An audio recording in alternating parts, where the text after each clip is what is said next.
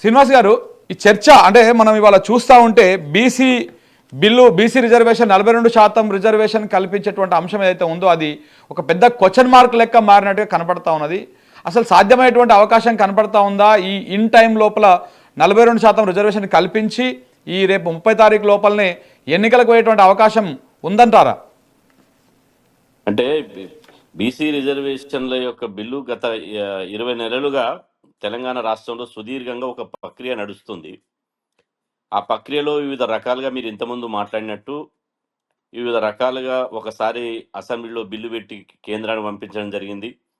రెండవసారి గతంలో చేసినటువంటి పంచాయతీరాజ్ చట్టాన్ని అధిగమించాలంటే మళ్ళొకసారి ఆ చట్ట సవరణ చేయాల్సింది కాబట్టి రెండోసారి ఆర్డినెన్స్ తీయాలని చెప్పి గవర్నర్ గారికి పంపించడం జరిగింది. మూడోసారి మొన్న వర్షాకాల అసెంబ్లీ సమావేశాలు పెట్టి పంచాయతీరాజ్ చట్టము, మున్సిపల్ చట్టం 2 చేసి గవర్నర్ గారికి పంపించడం జరిగింది. అంటే ఇప్పుడు 20 నెలలుగా చేసేటువంటి ప్రక్రియ వాస్తవంగా ఇది రాజ్యాంగబద్ధమైనటువంటి ప్రక్రియ. దీని మీదనే గతంలో వాస్తవంగా కాంగ్రెస్ ప్రభుత్వం బీసీలకు 42% రిజర్వేషన్లు కల్పించకుండానే ఎన్నికలకు పోవాలని మొదటగా చూసింది. అది వాస్తవం.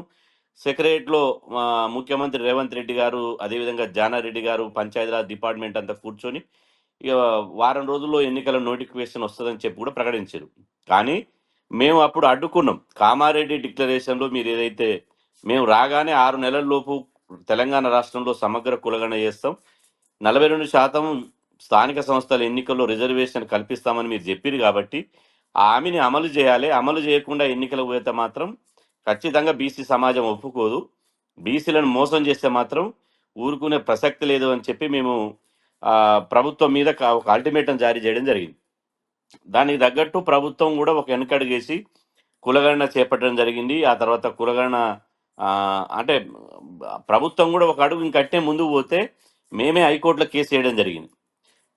రాష్ట్ర ప్రభుత్వం ట్రిపుల్ టెస్ట్ చేయకుండా ఎన్నికలకు పోతున్నది కాబట్టి ట్రిపుల్ టెస్ట్ చేయాలి అని. ట్రిపుల్ టెస్ట్ అంటే కులగణన చేయాలి. ఆ కులగణన డెడికేటెడ్ కమిషన్ ద్వారా చేయాలి. ఆ తర్వాత ఆ కులగణన చేసిన తర్వాత 50% రిజర్వేషన్లు ఏదైతే ఉన్నదో ఆ రిజర్వేషన్ అమలు చేయాలని చెప్పి ఆ ట్రిపుల్ టెస్ట్ చేయాలి అని చెప్పి మేము హైకోర్టు పోతే మాకు అనుకూలంగా హైకోర్టు తీర్పు ఇచ్చింది. కోర్టు తీర్పుతోటి ప్రభుత్వం వెనుకడిగేసి కామారెడ్డి డిక్లరేషన్ అమలు కోసం కులగణన చేసింది. కులగణన కొన్ని తప్పులు దొర్లినటువంటి వాస్తవమే. గ్రేటర్ హైదరాబాద్ లాంటి ప్రాంతంలో అతి తక్కువగా కులగణన జరిగినటువంటి మాట వాస్తవమే.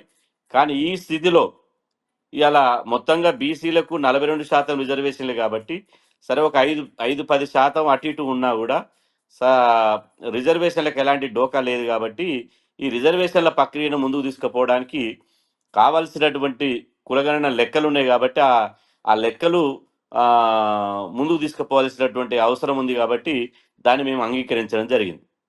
అయితే ఇక్కడ ఉన్న ప్రధాన సమస్య ఇప్పుడు ఈడబ్ల్యూఎస్ రిజర్వేషన్లు ఏమో అగ్రవర్ణాల పేదల పేరుతో వచ్చిన రిజర్వేషన్లు ఏమో దేశవ్యాప్తంగా కేవలం 48 గంటల్లోనే ఆమోదం పొందింది, అటు లోక్సభ ఇటు రాజ్యసభ.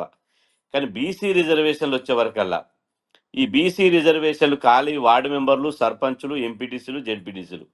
బీసీ రిజర్వేషన్లు వచ్చే వరకల్లా అన్ని పార్టీలు పైకి మాత్రం మేము సపోర్ట్గానే ఉంటాం, సంపూర్ణ మద్దతు అంటున్నాయి తప్ప లోపల మాత్రం చేయాల్సిన కుట్రలు మొత్తం చేస్తున్నారు. ఇలా అందరూ శాకారులే కానీ రొయ్యల మూట మాత్రం జాడలేదు, రొయ్యల మూట మాత్రం మాయమైపోయింది.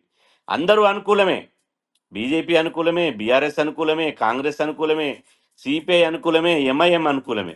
కానీ 20 నెలలుగా ఇప్పుడు మీరు ఇంతకుముందు చెప్పినట్టు మధ్యాహ్నం మొత్తం ట్రోల్ అయిపోయింది. అప్పటికే నా 2-3 ఛానల్ మిత్రులు కూడా నన్ను ఫోన్లో తీసుకొని సాయంత్రం డిబేట్కి రావాలి అంటే నేను చెప్పిన అది గవర్నర్ గారు, ఎందుకంటే నాకు డౌటే ఉండే. ఎందుకంటే రాజ్భవన్ను ప్రభావితం చేసేటువంటి వాళ్ళు ఇలా రాజ్భవన్ను ప్రభావితం చేస్తారు కాబట్టి అంత ఈజీగా అది అప్రూవల్ అవుతుంది అనే ఒక డౌట్ ఉండే. కానీ 42% రిజర్వేషన్లకు అప్రూవల్ అయింది. 42% అదిగో ఇదిగో అని బ్రేకింగ్లు, వాట్సాప్, సోషల్ మీడియా మధ్య ఇప్పుడు మనం మాట్లాడుతున్న సమయానికి కూడా వాట్సాప్ గ్రూపులలో స్థానిక ఎన్నికల గ్రీన్ సిగ్నల్ 42% రిజర్వేషన్ల పెంపు, గవర్నర్ ఆమోదమని అది సోషల్ మీడియాలో ట్రోల్ అయితేనే ఉంటుంది. కానీ ఇక్కడ సమస్య ఏంటంటే గతంలో కూడా 20 నెలల కాలం నుంచి ఇప్పటి వరకు చాలామంది పటాకులు కాల్చుకున్నారు, రంగులు చల్లుకున్నారు, ర్యాలీలు తీసిర్రు, ఆ, స్వీట్లు పంచుకున్నారు, అన్ని రకరకాలుగా 42% రిజర్వేషన్లు వచ్చాయని చెప్పి ఇలా పంచుకున్నారు. కానీ తీరా ఇప్పుడు చూస్తే ప్రతి అడుగడుగున అడ్డంకి, అడుగడుగున ఆటంకం.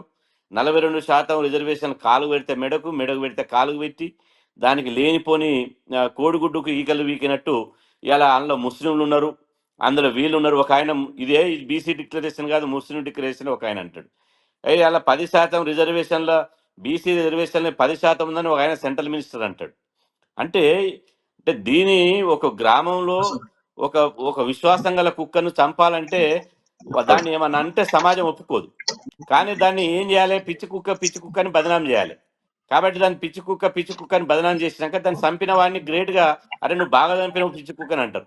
ఇలా బీసీ రిజర్వేషన్లు కూడా చేయాల్సినటువంటి ప్రభుత్వాలు అడగాల్సినటువంటి వాళ్ళు అడగడం లేదు, చేయాల్సిన వాళ్ళు చేయడం లేదు.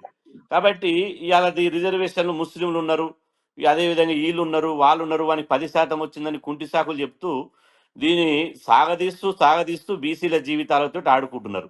మేము వాస్తవంగా బీసీ జనాభా 60%. 1992లోనే 1980లో మండల్ కమిషన్ ఈ దేశంలో బీసీలు 52% అని తేలింది. 1980లో 52% ఉన్నప్పుడు ఇప్పటికి 80 నుంచి ఇప్పటి వరకు దాదాపు 30 సంవత్సరాలు అవుతుంది, 30-40 సంవత్సరాలు అవుతుంది, 46 సంవత్సరాలు అవుతుంది.